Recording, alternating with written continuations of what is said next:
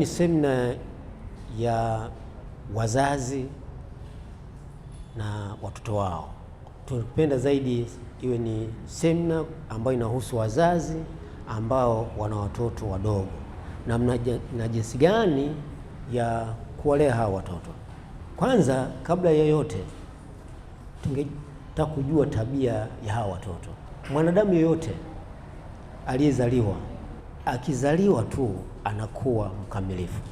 Tena sayansi inaenda mbali, nasema mimba inavyotungwa tu basi mtoto au tayari anakuwa amekamilika, yani ana viungo vyote, isipokuwa inachobaki ni kwamba ni ukuaji.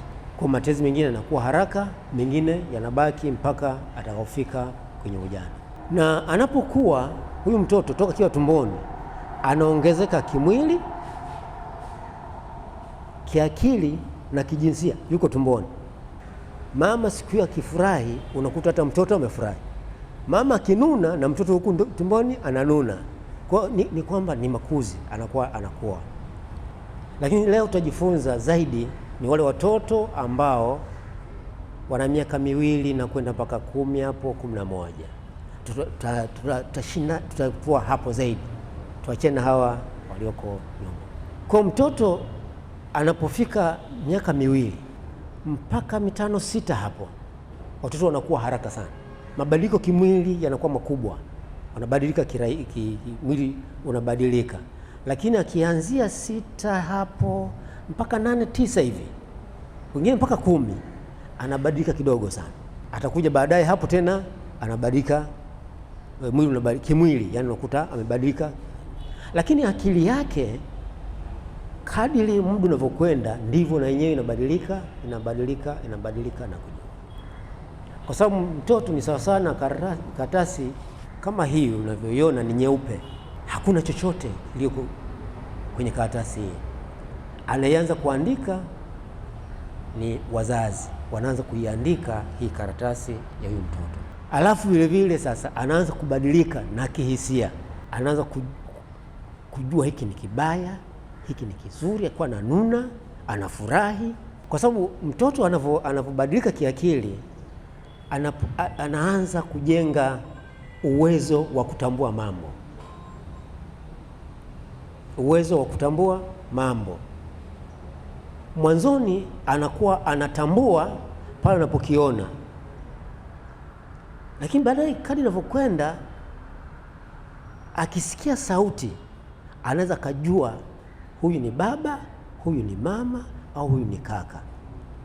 Kadiri anavyokuwa anaanza, yani ile sauti inaanza kumjengea akaona picha ya mama. Unajua utambuzi ni kwamba kutambua kitu ni picha inakuja ya kile kitu. Mwanzoni watoto wanakuwa hawana hiyo, kwa anaanza kutambua na anaanza na kuelewa na mambo, na ndio hapo sasa pa kumwekea mafundisho mbalimbali. Anaanza kumwekea mafundisho ya kidini, mafundisho hata ya adabu. Ndio kipindi chake hiki, kwa sababu karatasi imekuwa nyeupe. Sasa unaanza kuyaweka mafundisho yako unayotaka, alafu anaanza kuwa na kumbukumbu na anaanza vile vile kuiga mambo. Kwa tutaangalia hayo. Kwenye hisia anaanza kupenda na anaanza na kuchukia mambo. Kwa mfano, tumezungumzia kwamba anaanza kujenga picha taratibu, na ndio maana inashauriwa, kwa mfano, mtoto akikosea basi mwadhibu hapo hapo, hasa wa miaka 2 mpaka 5 hapa. Anapokosea, ukitaka kumrekebisha, mwadhibu hapo hapo. Ukisubiri, kwa mfano mimi nimetoka labda kazini na kuja naambiwa na mama, mtoto wako amefanya 1, 2, 3, nachukua kiboko nampiga, unamuumiza tu, hakumbuki, amesahau. Hata ukimwambia hakumbuki, amesahau. Kila kijenga picha, mbona anaona kama hili kosa sijafanya, kuna kuwa unamkosea kwa sababu nini? Hakumbuki. Lakini akikosea, ukimwambia ni kosa, ukimwadhibu, anaelewa. Na kesho ukitaka kufanya sema hili sio mama alinipigia au baba alinipigia hili. Kwa hata adhabu za watoto zinatakiwa uangalie umri. Sasa baada ya utangulizo kutaka kumjua tabia za mtoto, hasa tuje sasa kwa sisi wazazi tunatakiwa tufanye nini. Mimi labda nitajikita kidogo kwa yale ambayo wazazi mara nyingi tunayafanya, lakini huwa tunayakosea, ni makosa. Kuna wakati tunafanya kwa kutokujua, lakini kuna wakati tunafanya labda tunajua, lakini ni makosa. La kwanza ambalo hili inawezekana hatujui ni ukuaji wa mtoto. Wengi tunakosea sana kutambua ukuaji wa mtoto. Labda nitoe mfano. Kuna rafiki yangu mmoja alinisimulia kwamba alikuwa na mtoto wa miaka 2 hivi na kidogo, lakini kanajua angalau kuongea, maneno mawili matatu kanajua kuongea. Yeye alikuwa bado mtoto mdogo, kwa alikuwa analala nao, ambao si ajabu wengi tunafanya ile kosa, tunalala na watoto, si ndivyo? Sasa siku moja mmewe alikuwa ametoka na kazi ofisini kuja kufanya nyumbani, kwa sababu ilikuwa na ukomo, sio, lakini Kiingereza sema deadline, kwamba kesho lazima ipelekwe. Sasa kaona kufanya kazi ofisini atachelewa sana kurudi nyumbani, kwa akaamua kuichukua aje afanyie nyumbani. Basi bahati mbaya kazi ilikuwa kubwa, kwa hiyo ikamchukua muda mrefu, mpaka muda wa kulala umefika, bado anafanya ile kazi. Sasa kale katoto siku zote kanajifanya kamelala, kanifanya kamesinzia. Basi baba na mama yake wanaendelea na mambo yao. Sasa siku hiyo amechelewa huyu kulala, akasubiri, usingizi unakuja. Mtoto aliwaambia wazazi, mijitu yenyewe haianzi, haijui wenzao tumechoka tunataka kulala. Ndio akatambua kwamba kumbe haya tunayafanya mbele ya mtoto huwa naona toka sio, ukamhamisha. Sasa hili ni kosa ambalo wengi huwa tunalifanya. Tunadhani watoto hawajui, watoto hawatambui, na kuna wakati mtoto huyu kalala, mnaendelea kumbe hajalala, kwa hatujui jambo hili. Kwa ni vizuri tukatambua kwamba huyu mtoto amekuwa, na mtoto kama nilivyosema pale juu wanashika haya mambo. Ndio maana nakuta unaweza kumtembelea mtu nyumbani kwake, unakuta katoto kadogo amekuja kanampalia mama yake, kanaanza kumbusubusu nini, anaiga yale mnayofanya, mkidhani mtoto haoni, yeye anaiga na anajua ni jambo jema tu kwa anavyofanya pale. Kwa ni vizuri tukajua ukuaji wa mtoto, kwamba mtoto ameshakuwa, maadamu akianza hata mwaka mmoja tayari wanaanza kuona. Hebu chukua tu mtoto wa mwezi mmoja au miwili, pitisha kidole kwenye macho pale, kipeleke huku, angalia macho yanavyokwenda, yanafuata, ni kuonyesha kwamba anaanza kujua. Amelala, ongeza sauti kidogo, ataamka, atashtuka, kuonyesha kwamba amesikia. Kwa wanakuwa na wanakuwa wanaelewa. Ndio maana utakuta watoto wengi bado wadogo, wakija wageni wanakimbia ndani kuja kukaa na wenyewe wasikilize mnachoongea. Sio kwamba wanawapenda wageni eti wamekuja kwa sababu wageni wanawapenda, wanataka kusikiliza kile ambacho mnaongea. Kwa tukijua huu ukuaji wa watoto wanatusaidia kwamba huyu tayari mtoto amekuwa kwenye hii stage hii, hataki kukaa hapa, hataki kufanya hivi, hataki kufanya hivi. Kwa ni vizuri tukatambua kulingana na umri. Mtoto kwa mfano wa miaka 6 hivi kuja mpaka hapa, si vizuri mnapotaka kuongea jambo lolote lile mkaongea mbele yake mkadhani hajui, wanajua. Lingine ambalo wengi huwa wanafanya makosa, japo si familia zote, lakini wengi huwa wanafanya makosa. Mama kachukia au baba kachukia, anaanza kumgombeza mwenzake mbele ya watoto. Hii ni kosa. Anaanza kuinua sauti na kumsema vibaya mbele ya watoto, ni kosa. Unawajengea kitu watoto ambao sasa wanaanza kuwachukia, au na wenyewe wanakuwa wagomvi huko nje, na hasa wadogo hao wanajua huo ndio utaratibu ambao baba na mama wanafanya, basi mimi nikiwa mgomvi huko ndio maisha. Kama mna ugomvi wenu, basi jifungie chumbani, kagombanani huko kwa sauti ya chini, ndio maliza, lakini sio mbele ya watoto. Hii ni sasa vile vile na mipango ya familia. Wengi unakuta wanapanga, watoto wapo, wanapanga mipango ya familia, maendeleo yao na nini mbele ya familia. Sasa unaweza kusema sio vibaya, lakini ni mbaya kwa watoto. Kuna wakati katika kupanga, kuna jambo ambalo labda watoto wanalipenda sana, lakini mmoja wenu akawa anapinga, akakataa, basi watoto wanajenga tabia kwamba unajua hatujafanya kitu fulani kwa sababu ya baba hataki, au kwa sababu ya mama hataki. Kwa sababu mnapopanga lazima mnaangalia na bajeti ya pesa na kila kitu, lakini mnapanga mbele ya watoto, inakuwa haipendezi. Kwa mfano, mama anasema watoto hawa tuwapeleke shule kulipia, shule nzuri ni ile pale. Baba akiangalia ada anaona anaambia mama, ile ada lazima hivyo tajinyima tuwapeleke kule. Baba anasema hapana, wataenda shule hii. Tayari kama mtafanikiwa mtawapeleka kwenye shule hii ambayo wao wanaona sio nzuri, tayari baba atakuwa anachukiwa muda wote. Bila baba bwana nisingekuja kwenye shule mbovu, na mama alisema twende kule, baba katulazimisha kwenda huko. Kwa tayari mnakuwa mmewaharibu watoto.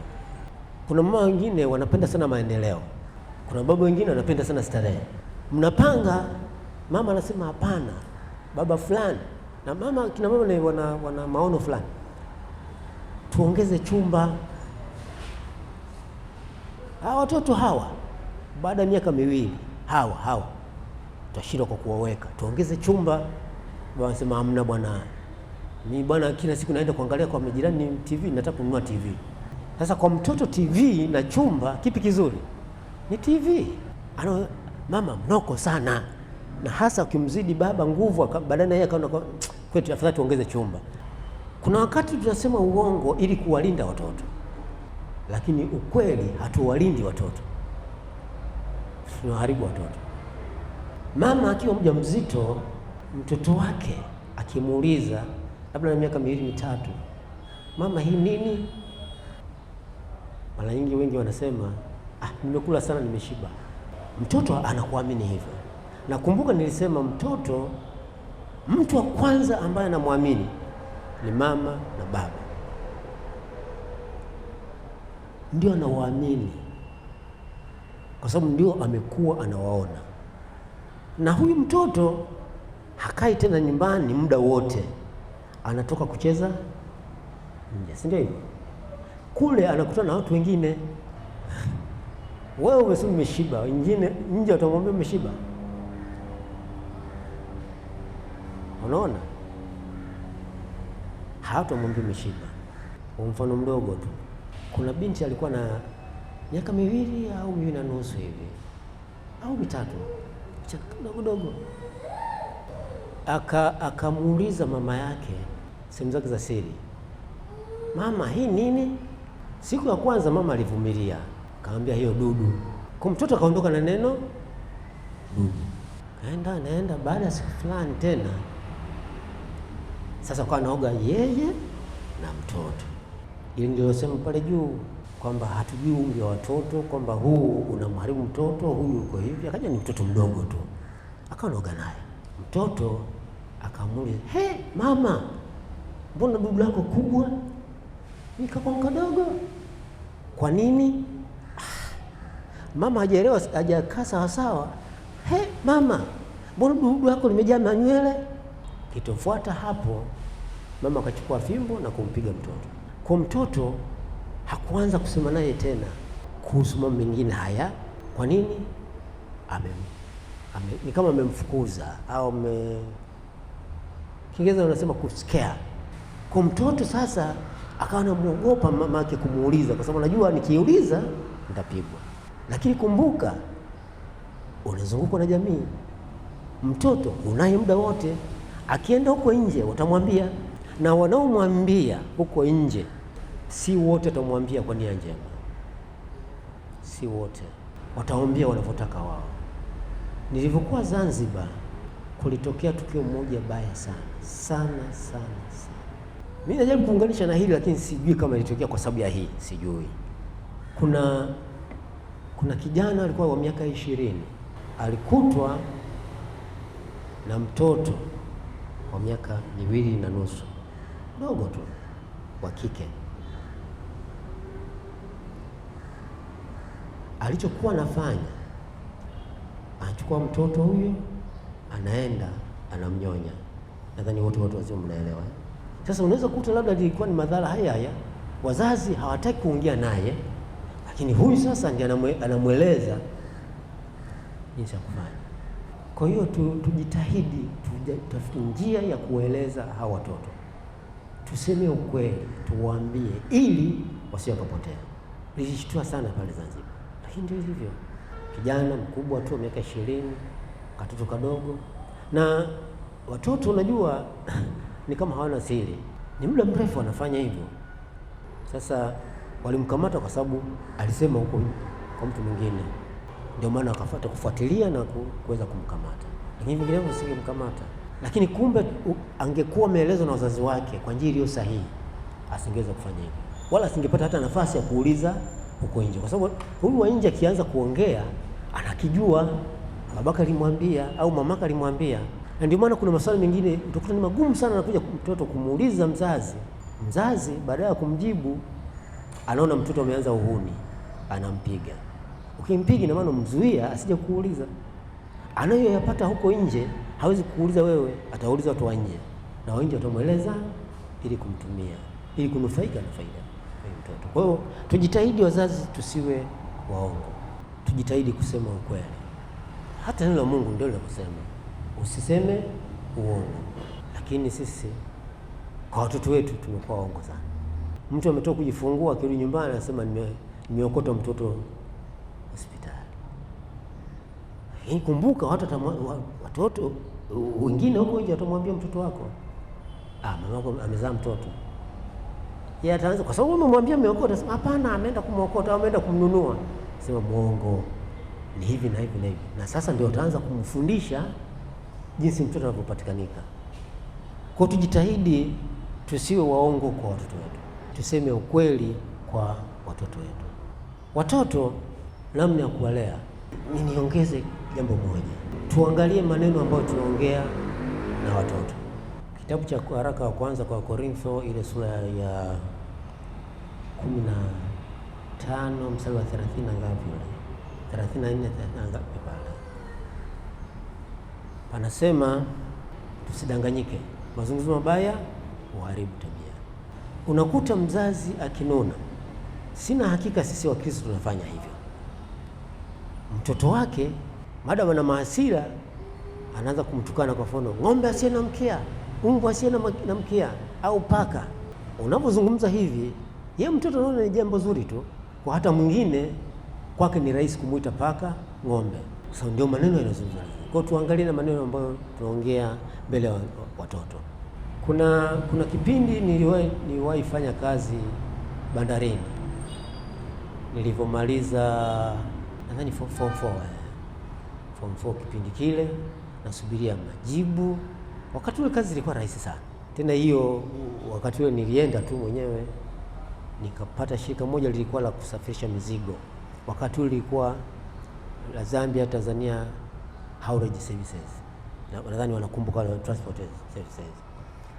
Nikalipata kwa tulikuwa na mizigo bandarini, na tunaisafisha, tunaikilia, inaingia kwenye magari, wanasafisha kupeleka Zambia. Lugha ya bandarini, iwe kusifia, iwe kumwambia mtu, iwe kufanya nini, ni matusi. Hakuna neno kawaida. Nakwambia baada ikawa wiki 3 tu, na mimi lugha yangu ikawa ni linatangulia kutoka nitusi. Nakuta mtu anasifia, anasema mshenzi sana yule, kakusifia hapo, lakini tusi hilo. Mshenzi, hakuna sifa ya mshenzi. Unaona, kwa mfano mimi ni engineer, masuala ya ujenzi. Ujenzi mara nyingi wafanyakazi wake wana lugha ya matusi, ndio lugha zao.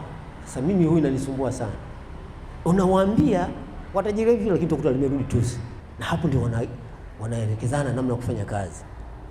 Mshenzi wewe, fanya hivi, unafikiri nini? Kwa hiyo wanatusi. Hata zege hawati zege wao, unaona, hawati zege, wana lugha yao. Kwa ukizoeleka sana ndio kuta na wewe unafanya hivi. Kwa hiyo sisi sasa kama wazazi tujitahidi lugha zetu ziwe lugha za staa, sio zile lugha ambazo zitafanya watoto wawe na lugha chafu, na hiyo labda itaangalia hata makundi wanayokaa nayo ni ya kuangalia. Na ndio maana tunasema ni muhimu sana watoto kufundishwa neno la Mungu. Ni muhimu sana kufundishwa neno la Mungu. Ukisoma kitabu cha Kumbukumbu la Torati ile sura ya 6 mstari wa 7 mpaka 9. Kumbukumbu la Torati sura ya 6 mstari wa 7 mpaka 9. Maneno ya Mungu yanasema, nawe uwafundishe watoto wako kwa bidii na kuyanena uketipo katika nyumba yako na utembeapo njiani na ulalapo na uondokapo. Yafunge yawe dalili juu ya mkono wako, nayo yatakuwa kama utepe katikati ya macho yako. Tena yaandike juu ya miimo ya nyumba yako na juu ya malango yako. Hawa ni Waisraeli waliambiwa wawafundishe yale walioagizwa watoto wao, na sisi ni wajibu wetu kufanya hayo, kuwafundisha. Na kama nilivyosema kwamba baba na mama ndio watu wa kwanza kuandika karatasi kwenye moyo wa mtoto. Hebu tusomee Mithali ya kwanza mstari wa 8. Mithali sura ya kwanza mstari wa 8 inasema, mwanangu, yasikilize mafundisho ya baba yako, wala usiache sheria ya mama yako. Neno la Mungu nasema mtoto asiache mafundisho ya baba yake wala sheria ya mama. Ina maana mama na baba ndio watu wa kwanza kumfundisha mtoto. Ukirudi mstari wa 7 hapo unasemaje? Kumcha Bwana ni chanzo cha maarifa, bali wapumbavu hudharau hekima na adabu. Sasa haya maarifa ya kumcha Bwana ni wewe ndio unaanza kumpa mtoto wako. Maana kama hujampa hiyo elimu ya kumcha Mungu mtoto wako, hawezi kupata maarifa. Mithali ya 4 sura ya 13. Mlango wa 4 mstari wa 13. Nasema, mkamate sana elimu, usimwache ende zake, mshike, maana yeye ni uzima wako. Kwa hiyo mtoto yote haya atayapata kutoka kwa wazazi. Ni wajibu wa sisi wazazi sasa kuhakikisha mtoto anapata elimu zote mbili, ya kimwili na kiroho, katika ziende pamoja. Bahati mbaya wazazi tulio wengi tunajali sana elimu ya kimwili, ndio tunatafuta shule nzuri sana wengine tena watoto hawasomi hapa, wanapeleka huko nje, wanaona elimu yetu hapa haijatosheleza, wanapeleka huko, lakini tunasahau elimu ya kiroho. Si ajabu nikiuliza hapa kwamba wangapi wana kadarasa kao na watoto wao nyumbani. Acha hiyo mbali sana, ile kila Jumapili ile wakafika nyumbani wakawauliza watoto wao, umejifunza nini? Basi kama yupo abarikiwe sana. Tulio wengi hakuna, lakini kumuuliza mtoto umesoma nini huko shuleni, wepesi sana, wepesi mno. Leo umejifunza nini? Jumamosi upo nyumbani, lete madaftari yako niangalie. Utakagua kama unaona pa yakaa sawa na kumuuliza na maswali kama ameelewa hajaelewa. Lakini kwenye neno la Mungu tunafanya hivyo. Nadhani wengi hatufanyi hilo, ni kosa.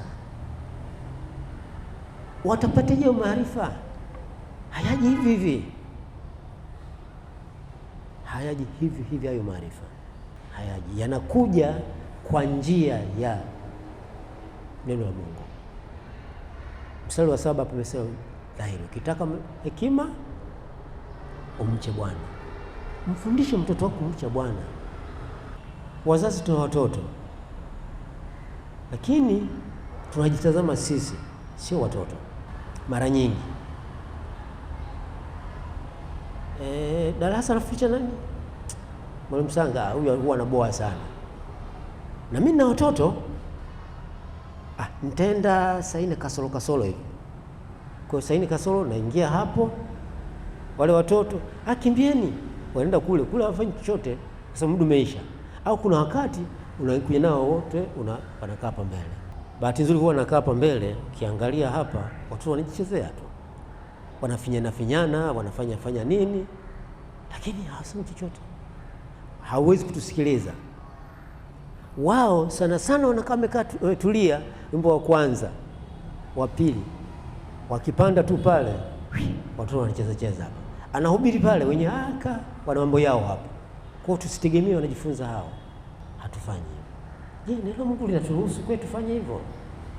Hata kama kibinadamu ni makosa, lakini je, tunatenda haki? Mithali 8:34. Anaheri mtu yule anisikilizaye, akisubiri siku zote malangoni pangu, akingoja penye vizingiti vya milango yangu. Ukiwahi kuja kanisani ukasubiria hapo tuanze utaratibu wa ibada, madarasa, anasema wewe una nini? Una heri. Kuna hata mtoto wako umemwaisha, kwa hiyo utapata heri. Lakini kuja mtoto umemnyima haki yake kule, utapata heri kweli? Utakuwa na heri. Kwa ni vizuri tukajitahidi tuwawaishe watoto wetu. Je, kuna mwenye kuchangia au swali? Mwalimu Samahani, nilikuwa na swali. Ndio. Na upande mwingine mtoto anapokosea, mimi mzazi na mwadhibu, lakini anaweza babake akaniambia sitaki kumwadhibu mtoto wangu, utaniumizia mtoto wangu. Hiyo imekaaje? Ndio hili nililosema, sio vizuri wazazi aidha kugombana au kupanga mipango yenu, yani mbele ya watoto. Msifanye chochote. Kwa wastani haijakaa vizuri, mnajenga matabaka. Labda kuna mmoja ambao sikulisema, pamoja na hiyo na nyingine, huwa inatokea zaidi ya kina mama, kwa sababu wanakaa sana na watoto. Kwa sababu kina baba mara nyingi utakuta wanachelewa, aidha kwa uzembe wao, kwa kutaka kwao, au kwa kuhangaika. Unakuta mara nyingi wanachelewa kufika nyumbani. Ukimuuliza sema sasa hivi bado anapika bwana, nitaenda nyumbani sasa hivi nifanya nini? Anasahau kwamba kuna watoto ambao anaweza kwenda kucheza nao na kukaa nao. Mara nyingi aidha kwa nia njema kabisa, mtoto akikosea, ngoja aje baba yako. Ndio mnasema hivyo, ngoja aje baba yako, utakoma wewe. Kwa mtoto anajenga tabia kwamba baba hapa ndio kunichapa na sio mama. Na ndio maana ukuta watoto wengi kwa mama zao wanajeuri, kwa sababu wewe unasema ngoja baba. Kwa anajua sasa mama akinipiga, mbona kama ananionea? Si mimi natakiwa nipigwe na baba? Kwa sababu unasema ni ngoja baba akija. Lingine ni kwamba unakuta, na hiyo inatokea, unakuta ili watoto wasimdharau mama yao. Unajua mwanaume amejengewa ile ni kichwa cha nyumba, kuna utii fulani kwa watoto. Hata angekuwa mpole mama ndio mkali, lakini utakuta akizungumza baba watoto wanasikiliza. Kuna utii ambao Mungu ametoa. Japo siku hizi tunaukataa wanaume. Nadhani mnaelewa ninachosema. Tunaukataa, tunawaachia kina mama. Lakini Mungu amewekea utii. Sasa ili mama wasimdharau watoto, baba anapitishia hela kwa watoto ili watoto wajue mama naye anachangia, waweze kumtii. Lakini kuna wengine sasa wanageuza kwamba yeye ndio katoa. Kwa hiyo hata kwa mfano wanataka kitu fulani, ngoja nitatafuta hela nitawapa. Kwa hiyo zikipatikana, mama ndio katoa, ndio katafuta. Sasa kuna wakati watoto wanajiuliza, huyu baba mbona hafanyi chochote? Kumbe baba amesema ngoja tusubiri hela. Mama anamwambia ngoja nitatafuta hela, kipatikana hiyo nitawapa. Baba akipata hela kimpa, anasema hii imepatikana, anampa. Kwa watoto wanabaki kuona kwamba baba sio msaada. Na ndio maana siku hizi wanasema nani kama mama? Kwa sababu nini? Watoto wamejengewa hivyo. Lakini kweli utakuta nani? Kwa nadhani mngenyosha. Alafu na nyinyi kina baba, sijui kama nilikuwa na baba au mama, sijui. Wazazi tuseme, mwenzako anapomwadhibu mtoto usiingilie. Hata kama bahati mbaya kakosea, usiingilie kabisa. Mnajenga kitu ambacho mnaharibu watoto, unamharibu huyu mtoto. Mwacha mwadhibu, baadaye mwita, lakini ulivyokuwa unapiga sivyo, umemuumiza mtoto, hakustahili. Vitu mkiwa peke yenu, sio mtoto anasikia. Usimzuie mwenzako anavyomwadhibu mtoto, ni kosa kubwa sana. Katika hali ya ukuaji ya mtoto, na umri mtoto anapokuwa anabadilika, anakuwa na tabia fulani. Mzazi mmoja anaenda kumshtumu mzazi mwenzie, anamwambia tabia hizi kwetu sisi hazipo hivi. Hizi tabia zinawezekana zikawa zipo kwenu. Sisi kwetu hazipo kabisa hizi. Kuna mmoja anajaribu kukwepa lawama. Kwa hiyo ili aonekane yeye ni mtakatifu au yeye msafi, anamrushia mwenzake. Lawama anampelekea mwenzake. Na hasa kwa mfano wanaume. Bahati mbaya kwa mfano binti amepata mimba. Mama hakwepi. Lawama zote kana kwamba mama alimtuma. Zote, mzigo yote, lawama na kila kitu mama. Na hasa kama baba amekuwa mkali kupindukia, mama akajaribu kumtetea kidogo, basi umenunua kesi. Sio sahihi. Kuwa mkweli katika jambo hili. Aliyekosea ni wewe, unaimwambia mwenzio amekosea. Mtoto, malezi ni ya baba na mama. Nitoe mfano, mimi mwenyewe miaka 17 nimekuwa na zulula. Miaka 17 na zulula. Nimeanza kuzulula mtoto wangu wa kwanza na miaka 10. 17 ndio narudi. Ana miaka mingapi huyo mtoto? 27. Huyu ni mtoto mdogo. Nimeanza kuzulula na miaka 3. Nimerudi baada ya miaka 17, ana miaka 20. Wamenishinda. Sijakunja, sijafanya nini, na wanasema samaki mkunje. Mpaka leo najutia kwa nini nilikuwa nazulula. Kimwili ilikuwa jengo zuri sana na nilifanikiwa sana kimwili sana, lakini kiroho. Kwa hiyo malezi ni ya baba na mama. Mtoto anapoharibika sio wa mama. Jiangalie kwanza wewe. Umechukua hatua yani katika makuzi yake huyu mtoto huyu. Umeshiriki vipi? Au ulimwachia mama, leo unalalamika unasema tabia hizi haziko kwetu, ambaye haendi vivi. Uwepo pale umlee. Na kumbuka nilisema sisi ni waongo kiasi kwamba watoto hatuamini. Na wewe baba hupo, mama amesema uongo kiasi watoto hawamwamini, wanaamini majirani. Kwa matokeo kitabia atachukua za majirani. Ya kwako baba hupo, mama naye kasema uongo, kwa mtoto amechukua tabia za jirani, mnaanza kusema hizi kwetu hazipo. Jameni, tulee watoto. Tazameni mimi mbaki peke yangu. Sipendi kusema mimi kwa sababu naumia. Leeni watoto, tulee watoto. Wala tusimwachie mama. Kina baba tuna wajibu wa kulea watoto. Na ukimlea mtoto, mkashirikiana katika kulea mtoto, haya maneno ya kwamba hizi tabia ziko kwetu haisisikika. Na utampenda mtoto kwa sababu utakuwa yuko kama unavyotaka wewe, ndio umemlea. Usisubiri wenzio kulelea alafu unataka awe kama wewe, haiwezekaniki.